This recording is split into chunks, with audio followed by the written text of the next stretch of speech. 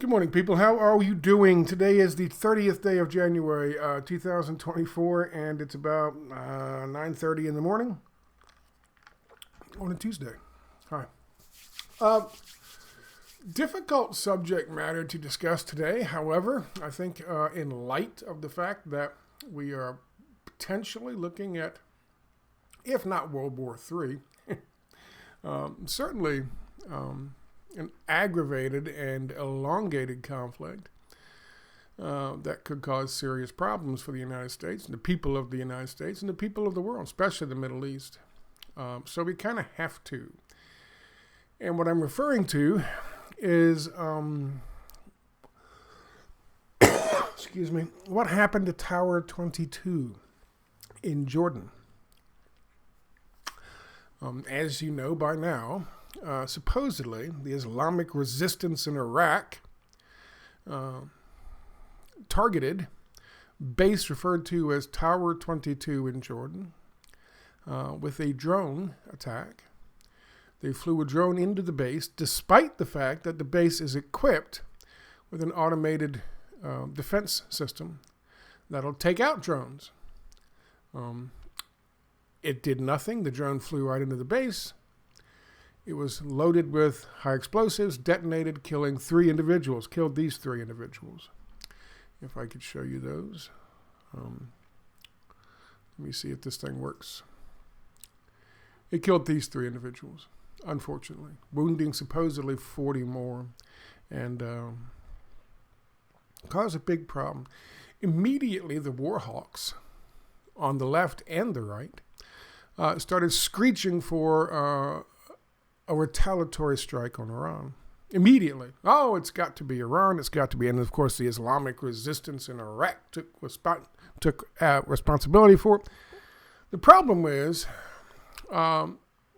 multiple problems, aside from the fact that the drone was able to get past the fucking automated defense system, which is a major problem. And they're trying to make up some bullshit excuse as to why it was able to get past our defenses. One of the other big problems is the Islamic resistance in Iraq stopped in 2017. It ceased to exist. There was really no reason for it. So it ceased to exist, and then all of a sudden it was reborn anew in 2020. But when it was reborn anew, they kept claiming all these attacks on U.S. bases that never actually hit a U.S. base. They would hit near the U.S. base over top of, say, the residence area for the quote-unquote contractors who worked in the base, meaning the people who worked for cleaning and doing the mail and worked at McDonald's or fucking Starbucks in the base for 30 cents a fucking hour or whatever the hell they pay. Of course, they charged our troops full price plus for their fucking services, but they paid almost nothing to these quote-unquote contractors. Well, for some reason, Islamic resistance in Iraq was so incompetent, they would attack our base, and then, of course, we'd use the attacks for, whatever purposes, like the one that took place right before Donald Trump, while eating his beautiful cake, killed General Soleimani in Iran. In retaliation for one of these types of attacks. Oh, we got close, but not quite close enough. They never seem to get quite close enough in their campaign since 2020. But this time they did. And remarkably enough, their drone was allowed to fly right overhead. There was no warnings. And these three individuals died while in their barracks, off duty asleep, with no warning from the defense system. And people are wondering why that is. They claim the answer is that there was another drone, a U.S. drone that was due to come back at that time, but this one came back instead, and they said, oh, it must be a U.S. drone. Let it fly freely into the place, and it blew up. In spite of the fact that I do believe that U.S. drones have a recognizable beacon on them that turns off the defense mechanisms, the defense mechanism won't fucking target them and destroy them, which, of course, theoretically, the one the one supposedly fucking flown by the Islamic Resistance Group, or whatever the fuck they are, Islamic Resistance in Iraq, obviously wouldn't have. So again, that begs the question, how did it get there? Now this is an uncomfortable discussion to have, to say the least. However, we have a long history in this country of staging false flag attacks against other people, against other nations, against ourselves. Long history. Using something called irregular warfare or unconventional warfare. And, well, we're going to talk about that. We'll talk about that now. Before we do, I'd just like to get your feedback. Wrong mouse. Over here. This is the new logo. I've gotten mostly negative feedback on it. Okay, that's fine. That's cool. There you go. They like the smiley face button. Of course, the smiley face button, technically, with the little blood spot on it, is copyrighted by the Watchman. And so, of course, I don't know if it's copyrighted or not, but it is the Watchman, so which is why I used it long time ago. I used it as part of my logo, with, of course, a biohazard symbol and the planet. But, of course, did that really work for American everyman? Or does this silhouette of a construction worker work better? I don't know. That's where I'm at right now, so if you got any opinions, please let me know. And we'll move right along with what we're doing. I want to show you something. I've got this thing set up. Let's make sure we're recording. We are. Well, I had it set up. I am not ready for class. Sorry, folks. The two computer shoot is apparently too much for me. Let's go to Nomadic Everyman. Was the strike on Tower 22 a false flag? There's a whole bunch of stuff we're going to get to in that in a second. But to set this up, and we'll talk about Islamic resistance in Iraq. We'll talk about a number of things. The location. We'll talk about a number of things. This is from the AP. This is just to get you caught up with. U.S. forces may have mistaken an enemy drone for an American one and let it pass unchallenged into a desert base in Jordan where it killed 3 U.S. troops and wounded dozens more, officials said. Details of the Sunday attack emerged as President Joe Biden faced difficult balancing act, blaming Iran and looking to strike back in a forceful way without causing any further escalation of the Gazan conflict. As the enemy drone was flying in at low altitude, U.S. drone was returning to a small installation known as Tower 22, according to a preliminary report cited by 2 officials who were not authorized to comment and insisted on anonymity. Oh, that's what happened. There was another drone coming in, and of course the idiots at the thing said, oh, one drone's the same as another drone, let it in, and it blew up. That's what they're claiming. That's what they're claiming. As a result, there was no effort to shoot down the enemy drone that hit the outpost, one of the trailers where troops slept, sustaining the brunt of the strike, while surrounding trailers got limited damage from the blast and flying debris. While there are no large air defense systems at Tower 22, the base does have a counter-drone system, such as Coyote drone interceptors. Now, I didn't look this up. I should have, but I'm not prepared for class. So we're going to look up Coyote drone interceptors now. Not now. Fuck off, Firefox. Coyote drone interceptors. Of course, it's made by Raytheon, but of course. And accept. Necessary cookies only. Go away. Wow. So it's something they just kind of stapled to the top of a fucking MRAP, huh? Well, there you go. The most capable in its class. The Coyote unmanned aircraft system is small, expendable, and tube launched. It can be deployed from the ground, air, or ship.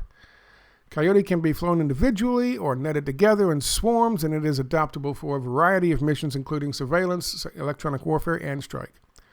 The system will operate up to 1 hour and is designed for interchangeable payloads. So I'm not sure. Yeah, it is automated. And this is what it does. So that's the Coyote.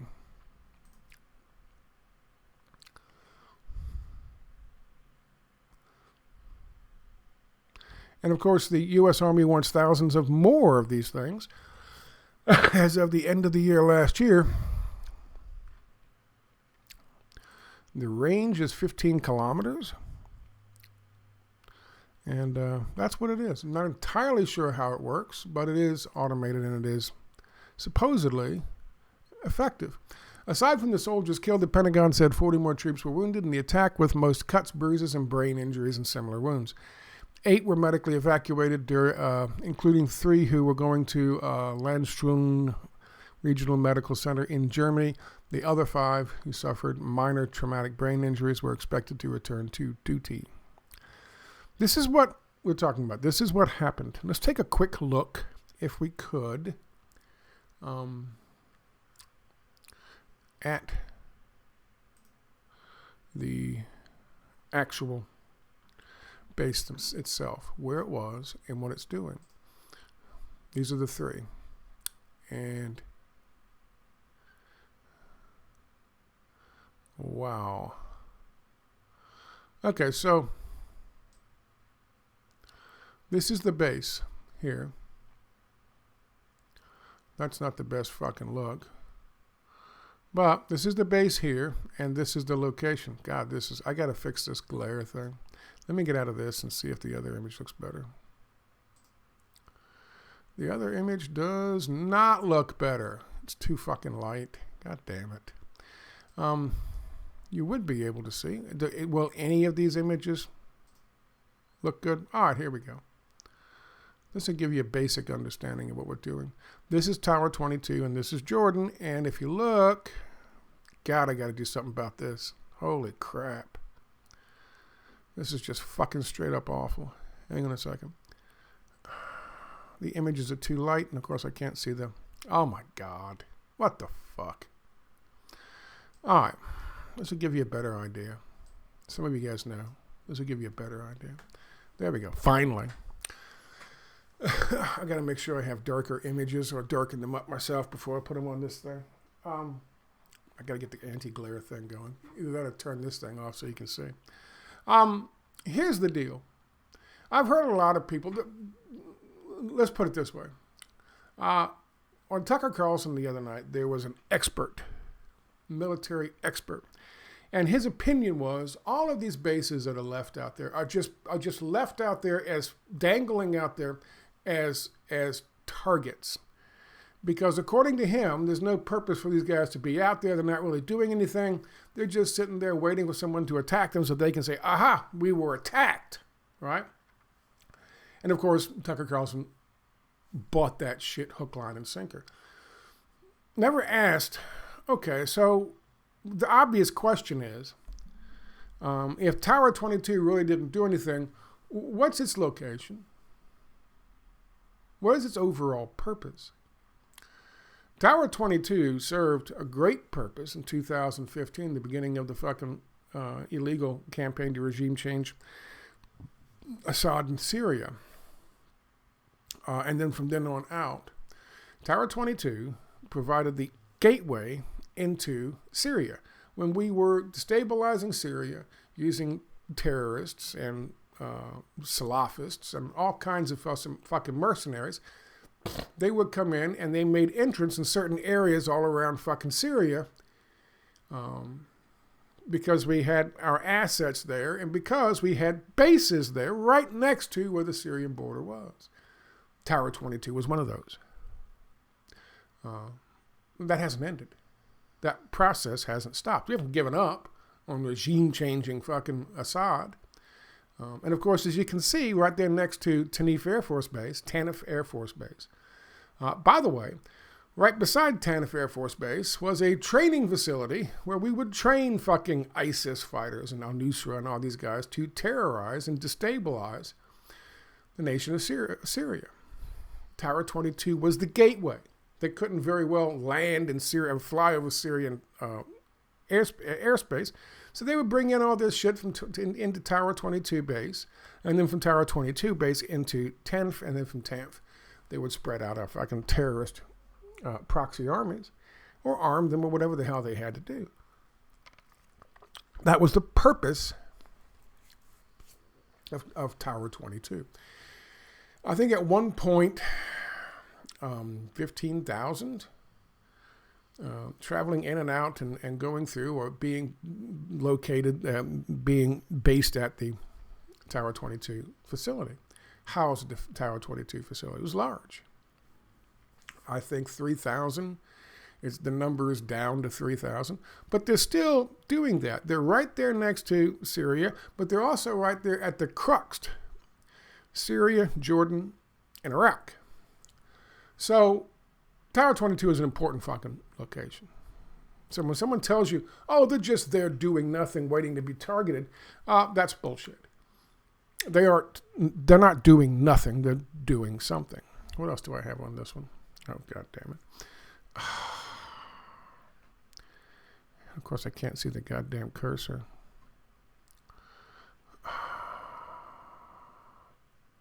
I guess there's no more. I guess that's the end of that one. Okay, good. Let me go back. Shit. Hold on a second. Yeah, they're too light colored. There we go. So, just to give you an idea of what's going on there,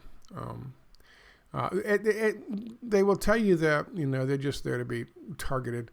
That's not necessarily the case. They're still doing something. They're still operating. They're still working on the project that they started off with. What's the real threat here? Why is it all of a sudden, and now we're ready to go bomb Iran, as John McCain would say. Why is that? Well, it's very simple. I told you a couple weeks ago when there was the attack on the celebration of life 4 years ago. General Salome was killed by the United States in a drone strike, supposedly in retaliation for an Iranian-backed militia group launching a drone strike on a U.S. base in Iraq. Of course, that was the Islamic resistance of Iraq, and they didn't hit the base. They actually hit a place near the base, which killed a contractor. And so they said, oh my God, you killed one of our fucking Wendy's workers. We're going to have to now kill your general. And that's what they did. That was 4 years ago under Donald Trump. What's going on now? This is from The Watcher. The new BRICS expansion could lead to a decline in global SWIFT transactions that could inadvertently affect the U.S. dollar. Inadvertently? I think it's advertent.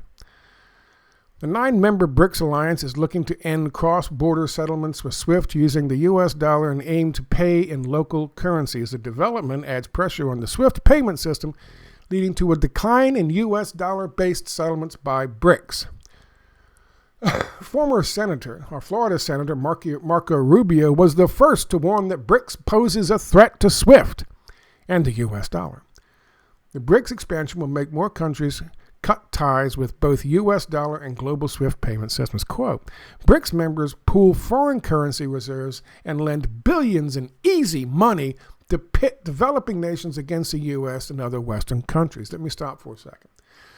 I've told you this time and time again. And he says it. Easy money. They're giving easy money to these countries, as opposed to what we do through the World Bank or the International Monetary Fund. We force them to impose austerity measures to open up their borders to hot money speculators and to our fucking big agribusiness and our businesses. What's happening in both Germany right now as well as France? People say the way to fix what's going on and to push back against the Great Reset and the Fourth Industrial Revolution, to really stick it to the World Economic Forum, is by by promoting even more free trade. That's what fucking made those people the money in the first goddamn place. That's what made those companies the money in the first goddamn place. And they all got together and they formed the World Economic Forum, and the World Economic Forum represents their interests. And their interests is free market capitalism. It's like saying, you know what, we got to fix fucking O.J. Simpson, the O.J. Simpson situation, by giving O.J. a bigger knife. It's ridiculous. It's absolutely, it's laughable. But this is what we're talking about. That's what Marco Rubio is saying. They're giving these easy money. Easy money means they don't have to pay by neoliberalizing their fucking country and by opening shit up to our goddamn businesses and our hot money speculators like George Soros.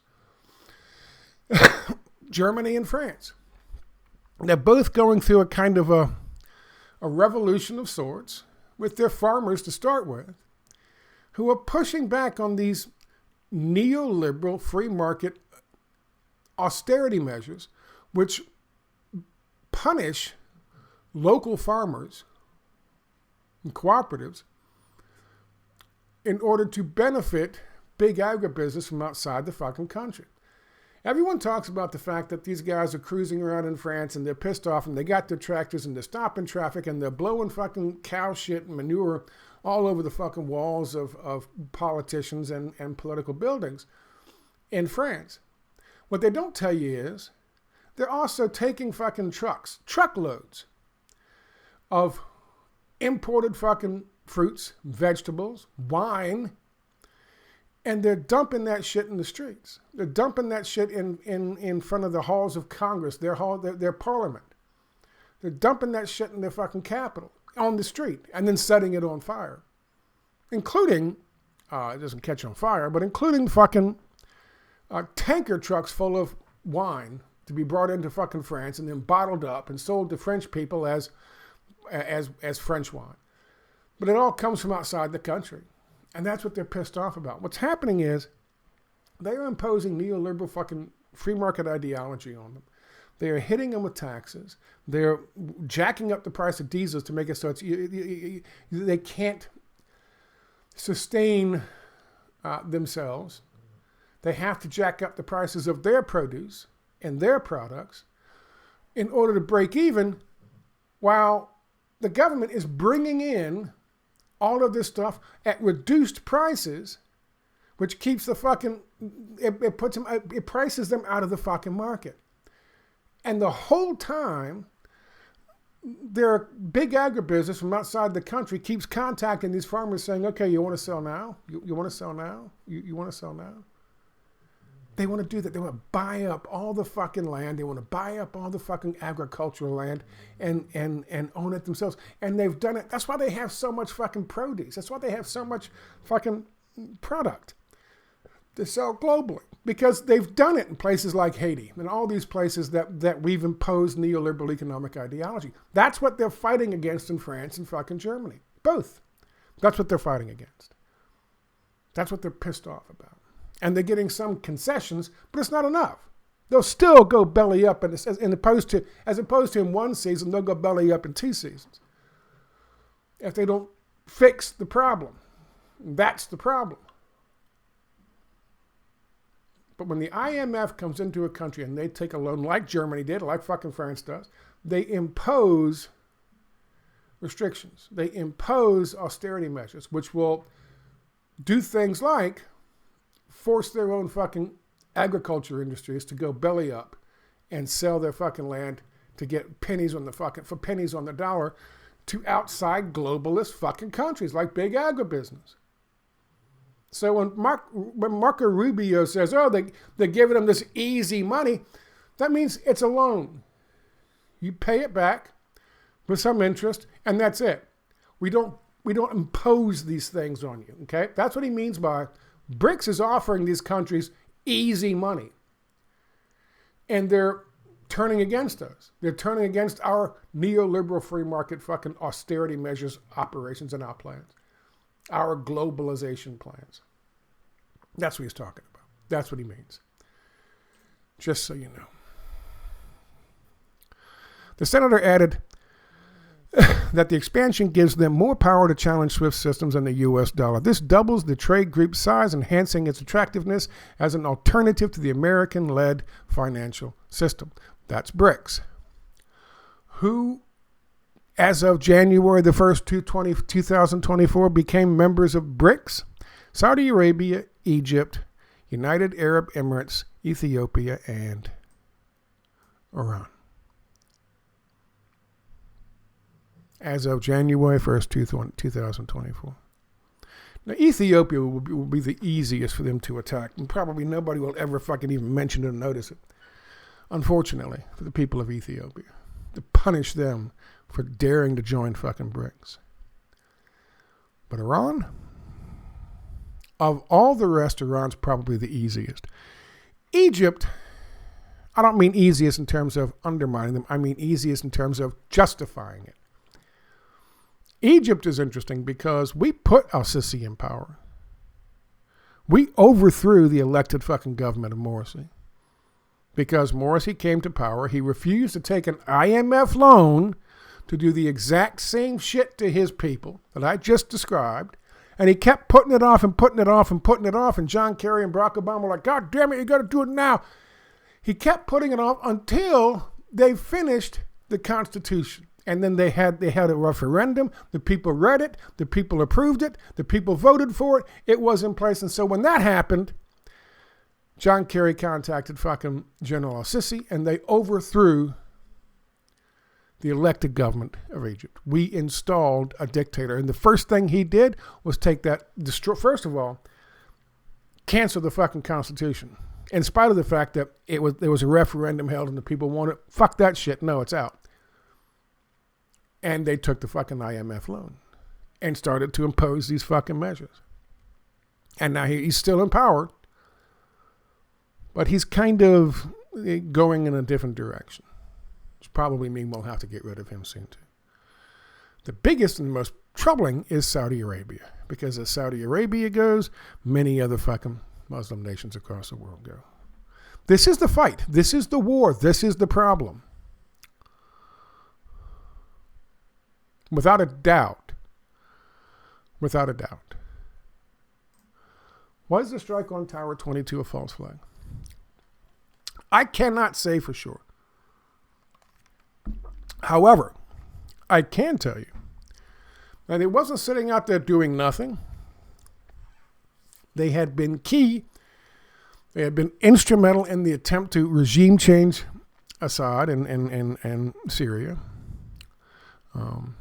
They were a gateway into Tanf Air Force Base and, of course, for ISIS and al-Nusra and all the other fucking terrorists that were fighting to destabilize Syria and are still fighting to stabilize Syria, by the way.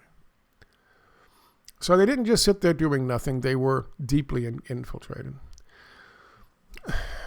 Was this orchestrated by USSOCOM in order to trigger a full war on Iran as retaliation for joining BRICS? I think so, yes. Let me just put this into perspective if I could. Here you go. Here's BRICS.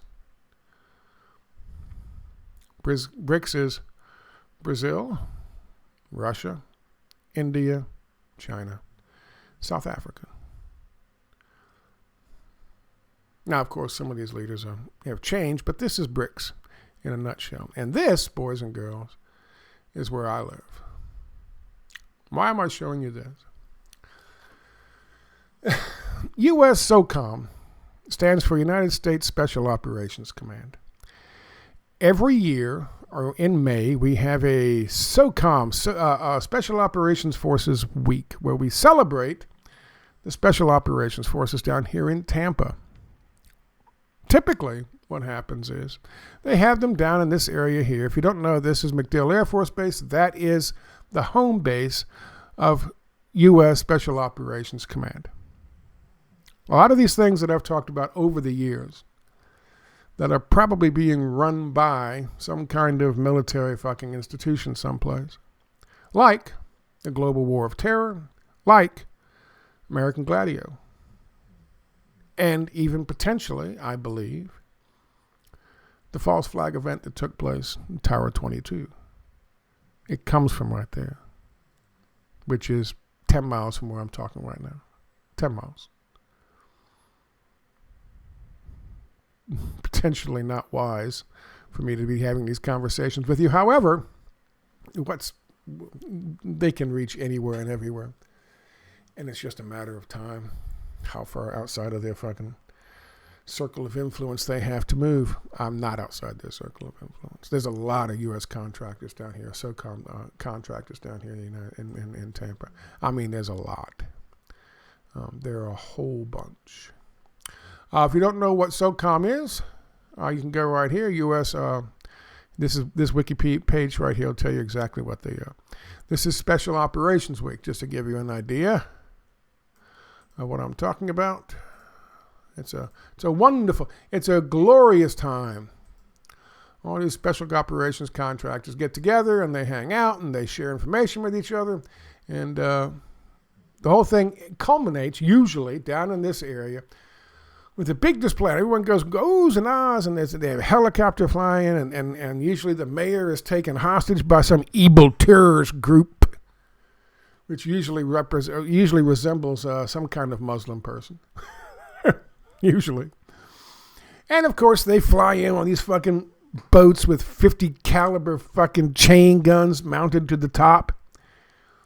And they open fire with their fucking blanks. And everyone goes, ooh and ah, look, Junior, this is exciting. And the kid goes, I want to grow up and be a special operations guy. That's good of you, fucking Junior. That's so American of you. And of course, and they kill everybody, and everyone lies there dead, and they save the fucking mayor, and the mayor makes some kind of fucking statement, and that's it. They do this ridiculous demonstration once a year. This year, it's taking place between May 6th and May 10th. Coincidentally, my birthday. I'm giving them all kinds of info to kill me with. But that's what they fucking do. That's them.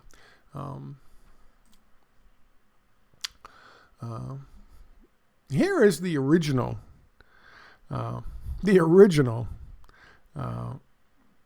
Islamic resistance in Iraq. This is their. This is what they used to be.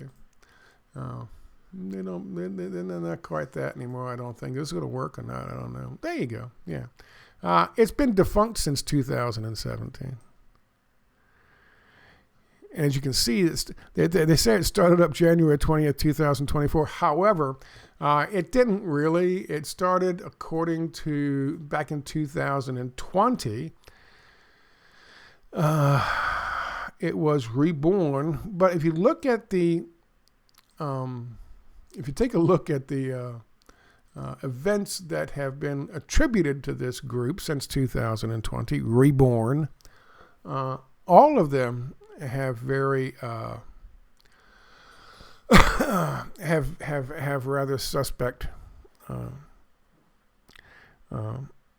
explanations for what happened. They have a whole bunch of them: October 24th, November 5th, all of these things, operations in Israel, and then of course it ends with the 2023 attacks on U.S. bases in Iraq and Syria. I don't see it's been attributed to. They have one attributed now.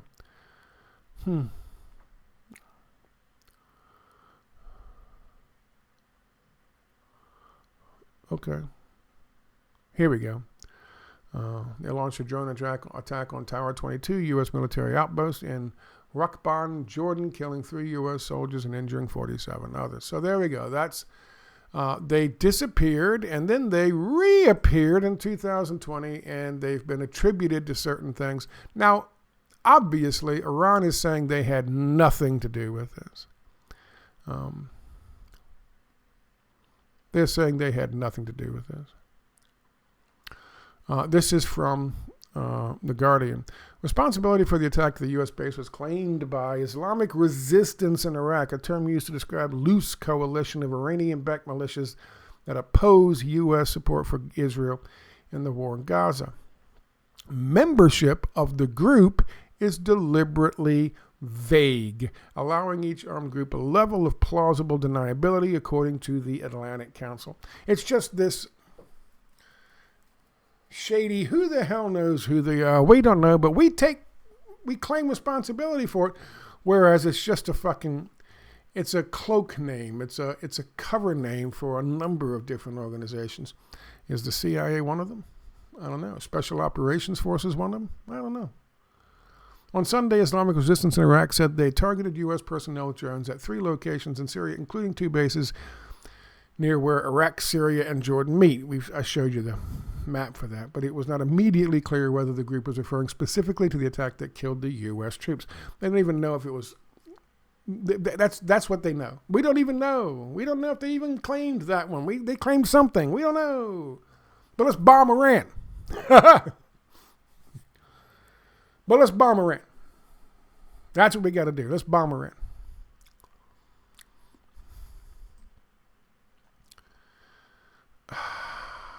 And here is something that I wanted to share with you, just so you understand what USSOCOM is all about.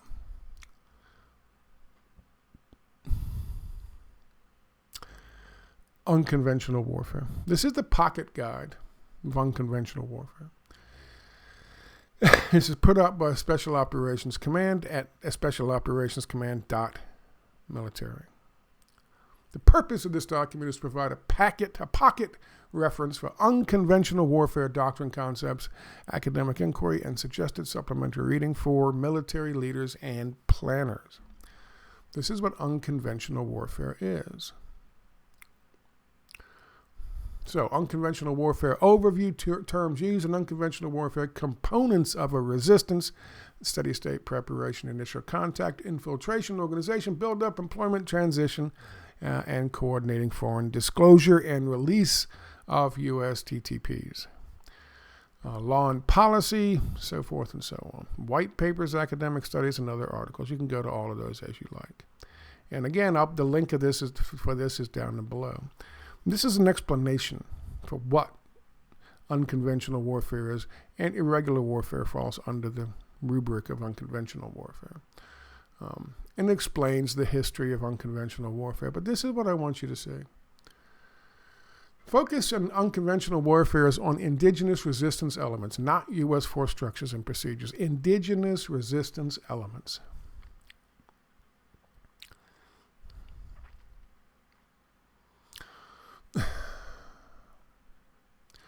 Irregular warfare, unconventional warfare, FID.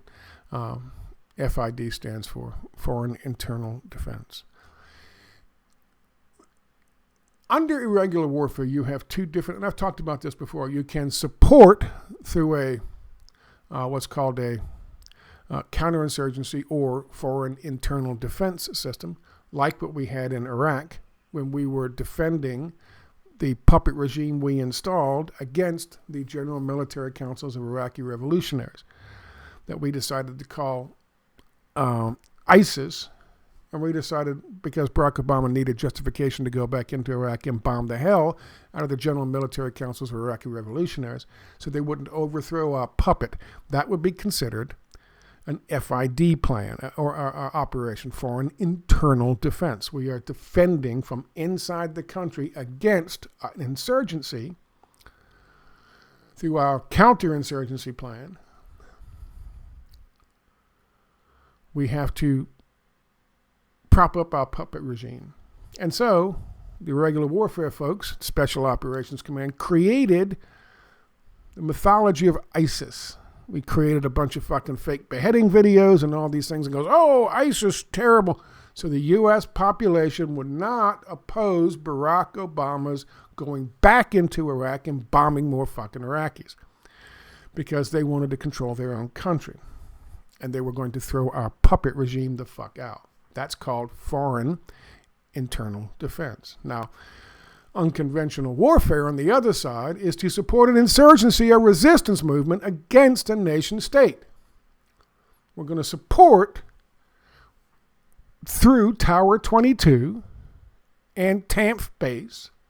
We're going to support ISIS, al-Nusra, al-Qaeda, and all the rest to destabilize the country right next door.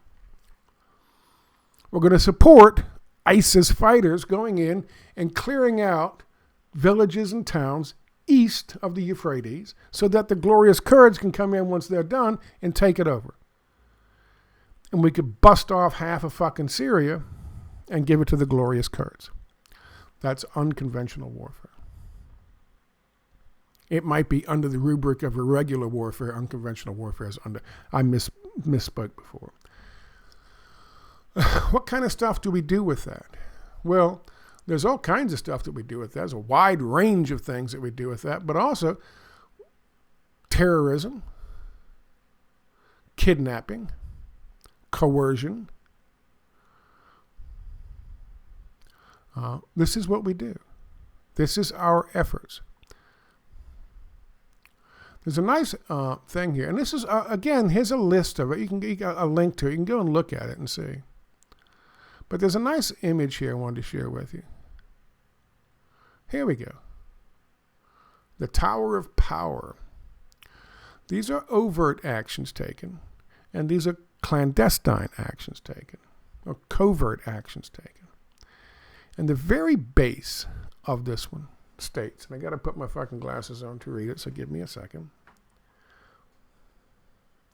These are the kinds of people that they go after.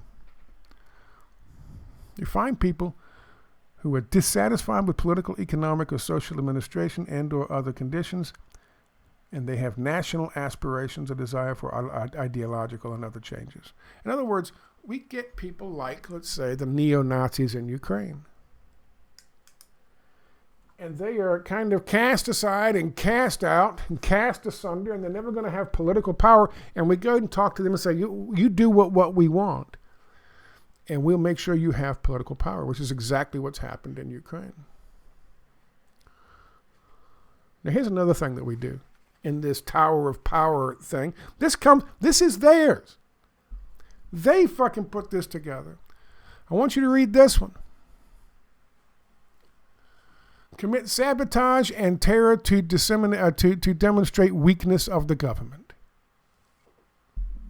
That's what special operations does. That's part of what special operations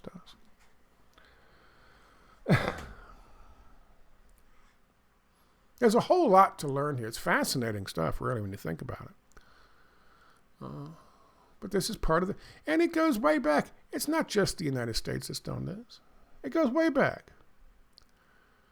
But it's part of what we're doing now. So you have to ask the question.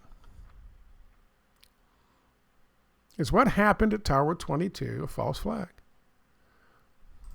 What good does it serve the Iranians to attack the United States at this particular time? It doesn't do much.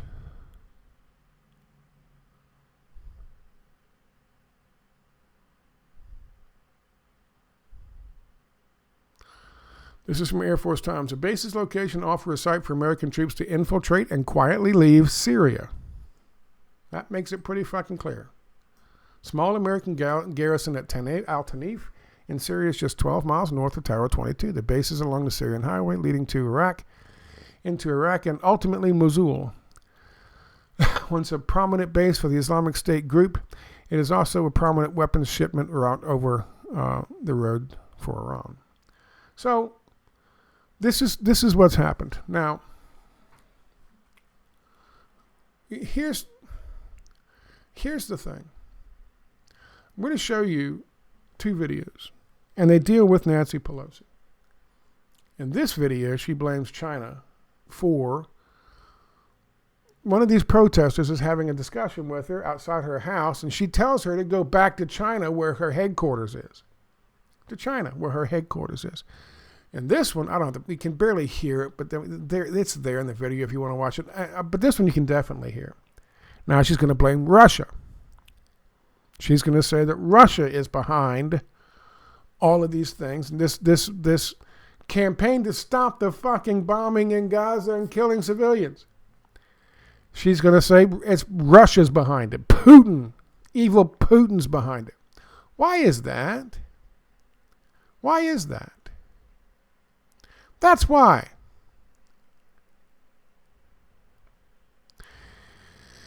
It's also because, well, have a listen. They're in front of my house all the time. So I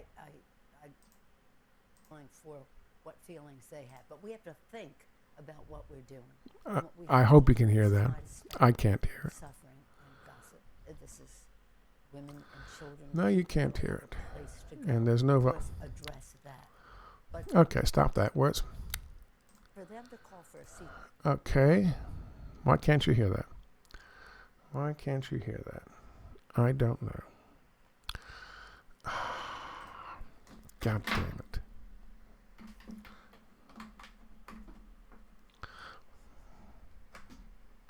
Hang on a second. From my house all the time. So I have a feeling for what feelings they have. But we have to think about what we're doing.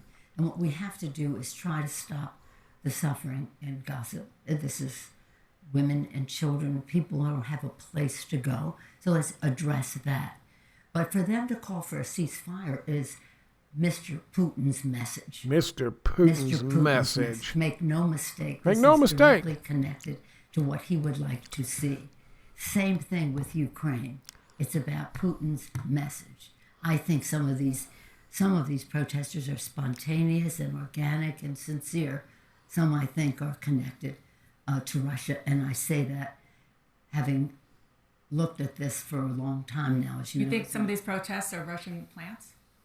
These are plants. I think some financing should be investigated, and I want to ask the FBI to investigate that. So, she's saying that obviously Russia is. What would that mean?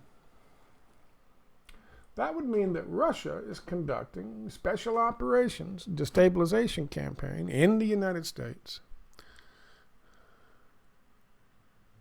to undermine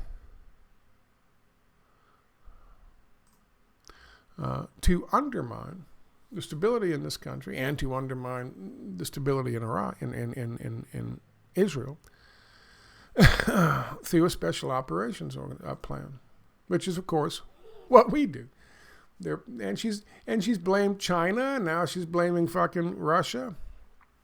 It's all about those BRICS nations. I have to do this because for some reason, when it just first starts off, it wants to keep doing that, and so now I got to defocus it, and then refocus it, and then it should be fine. Sorry about that. I have no idea why the fucking speaker thing does that.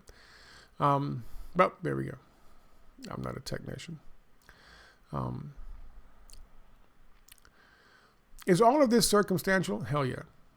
With the exception of the fact that how did this drone get into the fucking base that close? Our troops, I don't want to talk about the wall, the quote from fucking Jack Nicholson in that fucking movie.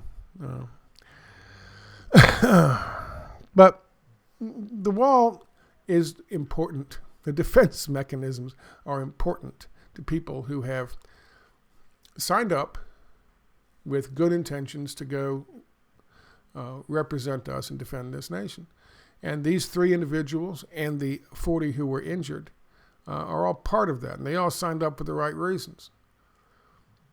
They expected the defense systems to work. And for some odd reason, right now, when Iran is putting pressure on us by signing a deal with Russia to trade on their local currencies rather than the U.S. dollar, they have just signed up in January 1st of this year as members of BRICS. That's threatening big business. That's threatening finance. We needed some kind of fucking justification to attack Iran. You think Iran just provided it for them out of the blue for no fucking reason whatsoever? Of course not. It doesn't make sense. The timing, you have to look at the timing. You have to look at what's going on in the current events. And then you have to look at the actual event that took place and say, okay, show me how it's proven that Iran had anything to do with the Islamic resistance in Iraq. Show me how there's any proof of that other than some jackass, two jackasses, who are anonymous and have no right to, no authorization to speak on the subject, say, yeah, it was fucking Iran and it was this fucking drone and they just snuck it in because other drones were flying in at the same time.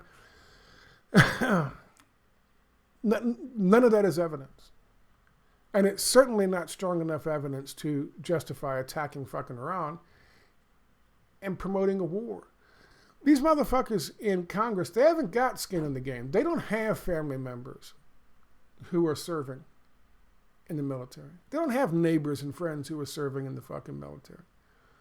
Their family members, their neighbors, and their friends get military contracts because they have close association with them. People like Nancy Pelosi, people like fucking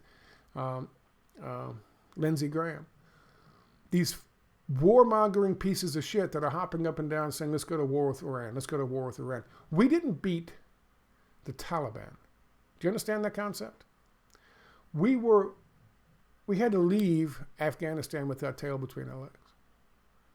We couldn't beat the Taliban, and they want to go to war with fucking Iran. Over what? Over Hamas? No. Over what? Over Tower 22? No. They are paid in stocks, in insider trading information, and tidbits.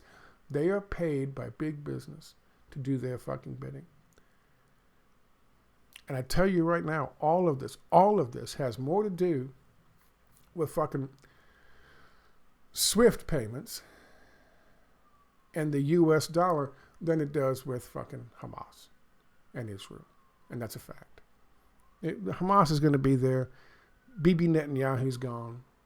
There's going to be a fucking Palestinian state recognized by both Israel and the United States and the rest of the world, which it already does anyway. That's a given. It's just a matter of time. How much time can they fucking drag out? How much time can Bibi drag his feet, hoping that when they finally do end it, the anger and the hostility of the people in fucking Israel has subsided to the point where he might be allowed to stay in power. That's it. So it's not about Hamas. It's not about Israel. None of this is. The pending World War III that people like fucking Nancy Pelosi and fucking Lindsey Graham are screeching about, demanding, has nothing to do with them. But it's got everything to do with the fact that by some estimates as early as 2035 and 2050, BRICS and China will usurp the power of the United States in terms of the U.S. dollar being used for the go-to currency for trade in the world. And that's exactly what Marco Rubio was talking about. That's exactly what he's talking about. This is the fucking war. Now the question is, how far are some willing to go to push that fucking to the edge, to push that to the limit? Would certain people at this location down here, 10 miles in that direction, would certain people there and certain contractors, would they conduct a false flag operation in service to that fucking agenda? To demonize Iran, to justify an attack, to justify a war, and then to justify regime changing them so that we could once and for all put an end to this whole BRICS idea. Is the unipolar world order, is it worth the lives of 3 fucking family service members? To them. Not to all of them. Again, it's a very small minority of individuals who are involved in these kinds of plans and these kinds of operations, but they are the ones who do it. Don't make any mistake about it. I don't know. Probably so. If you look at the false flags that have been done in the past, including 9/11, it's always been about Pax Americana. It's always been about that, it's going to be a 100-year war for us to maintain our fucking power and control and leverage over the rest of the world through the global war of terror. We'll have to walk on the dark side for a little while. Are we walking on the dark side now? Because I'll tell you right now, it doesn't make any sense. Some fucking bullshit drone with a bunch of fucking, obviously with a bunch of fucking high explosives strapped to it, was able to get past that goddamn defense system. Simply because there might have been another U.S. drone coming back at the same fucking time. That's bullshit. That story's bullshit. So if I had to fucking guess, if I had to fucking come down on one side or another, yeah, I think clearly it's a false flag, without a doubt. I'll keep looking into it and see what else I can find.